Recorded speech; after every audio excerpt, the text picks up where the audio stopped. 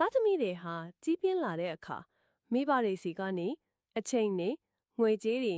စိတ်ခွန်အားတွေကိုကောင်းလေးလိုပဲယူငင်တတ်ကြတယ်လေ အဆိုးဆုံးကအဲ့ဒီလိုယူငင်တာကိုမိဘဝတ္တရားဆိုတဲ့စကားလုံးနဲ့အကားအကွယ်ယူပြီးကြိုက်ပေါက်တတ်ကြတာပဲဗျာ ဒီနေရာမှာဝတ္တရားဆိုတဲ့စကားလုံးကကျွန်ုပ်တို့ရဲ့ဥနှုတ်ထဲကစုချီးမြှင့်မှုစနစ်ကိုဘယ်လိုပြောင်းလဲပစ်လိုက်တယ်လဲဆိုတာကိုလေ့လာကြည့်ဖို့လိုပါတယ် ဘယ်လိုများပြောင်းလဲသွားလို့လဲဗျာ လူသားတွေဟာအပြန်အလှန်ဆက်ဆံရေးတစ်ခုလို့သတ်မှတ်ထားတဲ့အရာတွေအတွက်ဆိုရင်ကျေးဇူးတင်တဲ့စိတ်ကိုအလိုလျောက်ထုတ်လုပ်သေးပါတယ်။ဒါပေမဲ့ကိစ္စတစ်ခုကိုတောင်းဝင်ဒါမှမဟုတ်ဝတ္တရားလွတ်တတ်မှတ်လိုက်တာနဲ့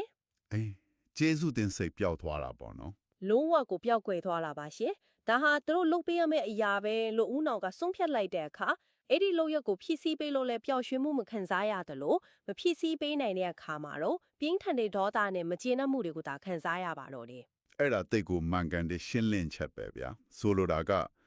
သားသမီးတွေအနေနဲ့မိဘမေတ္တာကိုတက်ရှိလူသားနှစ်ယောက်ကြားကအပြန်လန်ချစ်ချင်းမေတ္တာလို့မမြင်တော့ဘူး ဟုတ်တယ်ရှင် ဝတ္တရားဆိုတဲ့စာချုပ်တစ်ခုလို့ customer service တစ်ခုလို့သဘောထားလိုက်တဲ့အခါမှာပေးဆက်သူရဲ့လူသားဆန်မှုနဲ့ပန်ပန်းမှုတွေကိုလုံးဝမမြင်နိုင်တော့တာဖြစ်သွားတယ်ဝန်ဆောင်မှုပေးရမှာသူတို့အလုပ်ပဲဆိုတဲ့စိတ်မျိုးဝင်သွားကြတာပေါ့ဗျာ အင်းတကယ်ကိုကြောက်စရာကောင်းတဲ့စိတ်ချနေပါပဲရှင် စာရေးသူကသတိပေးထားတယ်ဗျာသားသမီးတွေဟာမိဘကိုပျော်ရွှင်မှုလေးတွေတောင်ပေးဖို့မေ့နေတတ်ကြတယ်ဒုက္ခကြုံမှသာမိဘကိုသတိရတတ်ကြတယ်တဲ့